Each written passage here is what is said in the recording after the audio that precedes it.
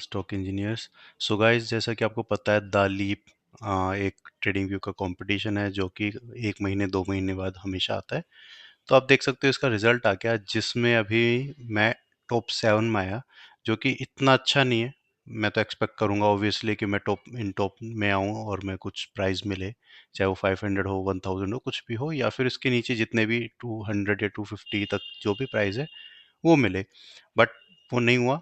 Last time मैं negative में था, मैंने बहुत ज़्यादा ओवर ट्रेडिंग की थी। इस बार 3600 में आया हूँ, 7% में आया हूँ, तो कुछ पॉसिबिलिटी है कि चांसेस है ये धीरे धीरे इंक्रीज होगा, यानी मेरा सेकंड ही ये बोल सकते हो कंपटीशन है। लेकिन मैं कुछ इसमें नोटिस कर रहा था कि हर बार रिजल्ट के साथ कुछ इंफॉर्मेशन भी प्रोवाइड करते हैं, तो मैं इसको थोड़ा सा एनालिसिस करने वाला था। मेरे फर्स्ट जो कंपटीशन का रिजल्ट था, जो सेकंड का रिजल्ट है, और इन ये जो विनर्स का रिजल्ट है, उसमें क्या मैंने सीखा। लास्ट टाइम भी मैंने नोटिस किया था, इस बार उसको इम्प्रूव किया, नेक्स्ट टाइम और ज़्यादा इम्प्रूव करने की कोशिश करूंगा। इस बार मैं आधा महीना इनएक्टिव था, बस बाय कर लिया करता था कुछ भी, फिर छोड़ दिया, सेल कर दिया, फिर छोड़ दिया। तो जैसे 5000 था तो 5000 का 5000 ही रहा, क्योंकि 2-3 दिन तक कुछ ट्रेड नहीं किया, फिर एक लिया, देखा अरे चल लॉस हो गया, तो थोड़ा सा मैं इनएक्टिव था 7-8 दिन, तो बाहर भी गया हुआ था। तो कोई नहीं, नेक्स्ट टाइम देखेंगे। हो सकता है इनएक्टिव की वजह से मैं प्रॉफिट में हूँ, अगली बार अगर मैं ज़्यादा एक्टिव रहूँ तो फिर से नेगेटिव चला जाऊँ। बट ये रिजल्ट्स जो मेन इंपॉर्टेंट चीज़ है वो इसको एनालिसिस करना है। तो अब देखो, सिर्फ 17 डेज इसने बाय या सेल किया। जो फर्स्ट नंबर पे आया जिसको 3000 का आपको प्राइस मिला है, सिर्फ 33 ट्रेड ली थी। 33 ट्रेड में से उसने क्या लिया, 33 ट्रेड सिर्फ इसलिए बोल रहा हूँ क्योंकि सबको मिला के, यानी टोटल बिटकॉइन को 8, अब क्या कर सकते हैं हम, रोज हम 8-8 ट्रेड ले सकते हैं, कि 8-8 इन द सेंस कि रोज सब में ही हम इन्वेस्टेड रहे। इसने S&P 500 पे सिर्फ 2 बार ही ट्रेड ली। ये नहीं रहा कि परमानेंट बस बार बार लेता रहा, कि एक क्लोज हुई फिर S&P 500 पे फिर से लेता, ऐसा नहीं किया। बिटकॉइन को इसने 8 बार किया, लेकिन टोटल देखो, सिर्फ 27 प्रॉफिटेबल, 6 अनप्रॉफिटेबल हुई। सबसे इंपॉर्टेंट चीज यहाँ पर आती है कि एवरेज विनिंग 800 है, एवरेज लूज 500 रुपए की है। एवरेज विनिंग इसकी क्या है, 4000, यानी अगर बात करें 2700 है तो उसमें लार्जेस्ट जो कहाँ तक गया है, 4000 तक गया है। इसने जो 27 है, बाकी एवरेज क्या, 800 800 800 800 रुपए कमाया 27 बार, लेकिन अनप्रॉफिटेबल 6 बार में सिर्फ कितना गया, 500 गया। और जो मैक्सिमम लॉस होना हो सकता था वो एक बार इसका 1300 रुपये हुआ। तो मिनिमम इसने क्या दिया, कमीशन देखो, 17 ट्रेड किए, 33 ट्रेड किए सॉरी, 17 दिन के लिए, सिर्फ $650 का कमीशन गया। और इसने कितने छोटे छोटे लॉसेस लिए, ये एक चीज नोटिस करने वाली है। सेम यही चीज अगर हम सेकंड वाले में चलें, सिर्फ 132 का कमीशन दिया है, 132 कमीशन दिया। ट्रेड कितने किए, 16 कमीशन। सेकंड प्लेस वाले ने सिर्फ 16 ट्रेड्स किए हैं, जिसमें से 14 उसकी प्रॉफिटेबल थी। अगेन प्रॉफिटेबल जो मैक्सिमम गए वो 6000 तक उसको स्ट्रेच किया।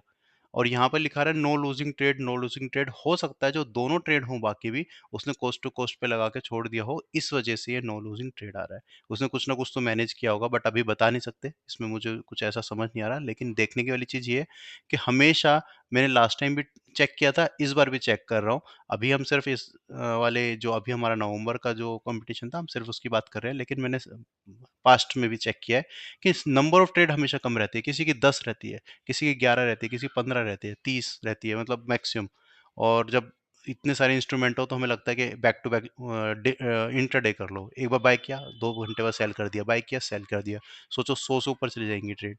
लेकिन इनने क्या किया, बाय करके छोड़ दिया उसको, जब भी ये लार्जेस्ट आ रहा है। एवरेज मतलब एक एक ट्रेड जो भी इसकी लगभग आ रही है, लगभग एवरेज वो $1400 तक जा रही थी।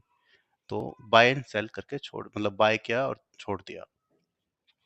23 ट्रेड, ठीक है, सेम देखो, सेम मात्र 23 ट्रेड है। 1700 की एवरेज ट्रेड है, $1700 एवरेज कर रहा है।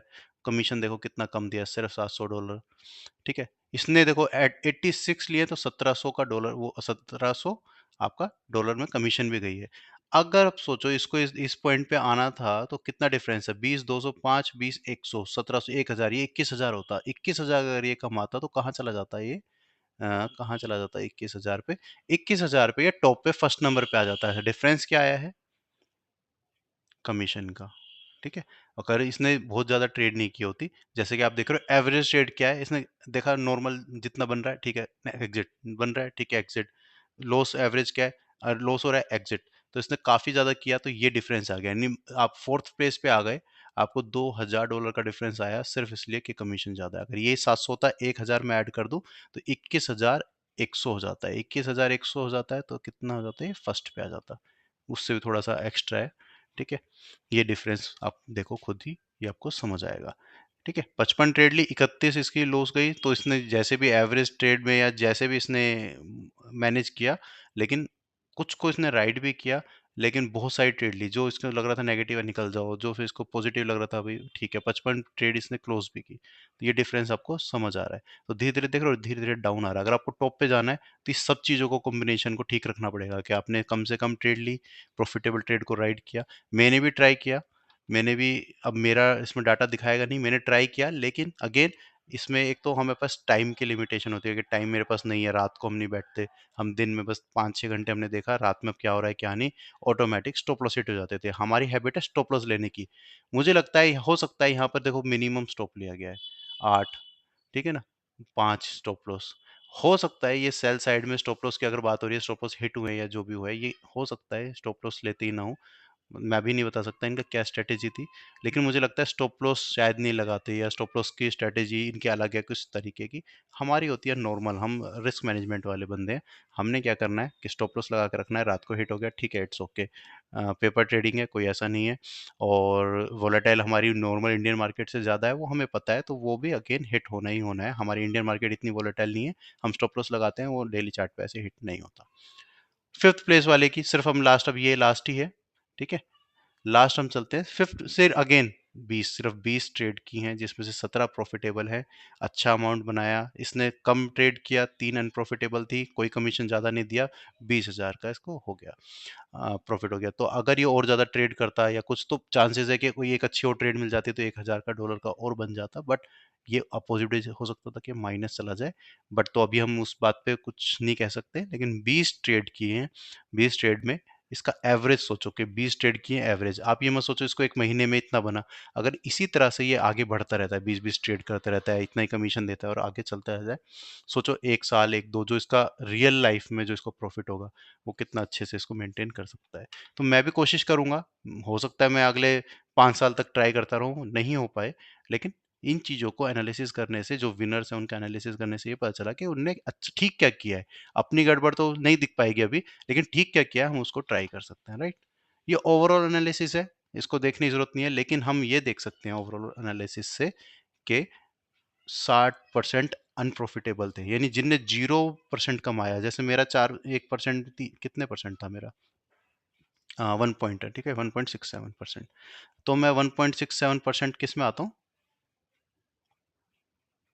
फिफ्थ, हाँ 1.67, यानी हाँ, तो मैं यही 3800, टॉप 3800 में आता हूँ, फिर 16 है, फिर 76 है, इन लोगों में आता हूँ। लेकिन ये उन लोगों की बात ही नहीं कर रहा, 60% जो कि लॉस में रहे यहाँ पर, ठीक है। तो ये सब बता रहा है कि सबसे ज़्यादा ट्रेड किसमें, बिटकॉइन में, ऑब्वियसली सबसे वोलेटाइल था, सबसे अच्छा ट्रेंड में था, तो उसमें ज़्यादा ट्रेड हुई, लेकिन 60% लोग लॉस में रहे। तो यही चीज़ होती है कि धीरे धीरे करो, समझ के करो, ठीक से करो, लेकिन थोड़ा सा प्रॉफिट निकाल के आना है हमें। हमें जो टॉप में नहीं आ पाएंगे ऑब्वियसली, ठीक है, क्योंकि आज कोई टॉप में है वो कल बिल्कुल जीरो भी हो सकता है, तो कई बार लक भी काम करता है।